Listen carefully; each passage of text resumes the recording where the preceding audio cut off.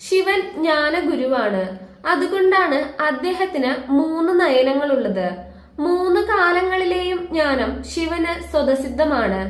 ലൗകിക ജ്ഞാനത്തിന് പുറമെ ആധ്യാത്മിക ജ്ഞാനവും എന്നും അദ്ദേഹത്തിന് ദൃഢമായിരിക്കുന്നുവെന്നും ഈ മുക്കണ്ണ് സൂചിപ്പിക്കുന്നു. ശിവന്റെ പഞ്ചമുഖങ്ങളും ഇത് തന്നെ കുറിക്കുന്നു. ജ്ഞാനഗംഗയെ ശിവൻ സ്വശിരസിൽ സർവദാ ധരിച്ചിരിക്കുന്നു. സൂര്യൻ, ചന്ദ്രൻ, അഗ്നി മുതലായവയും ശിവന്റെ തേജസ് കൊണ്ടാണ് പ്രകാശിക്കുന്നത്. അദ്ദേഹം ചന്ദ്രചൂടനാണ്.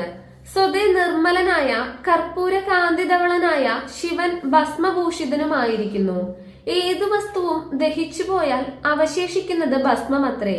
ആ ഭസ്മത്തെയാണ് ശിവൻ ദേഹത്തിൽ പൂശിയിരിക്കുന്നത്. ശ്മശാനത്തിലാണ് ശിവന്റെ വാസം.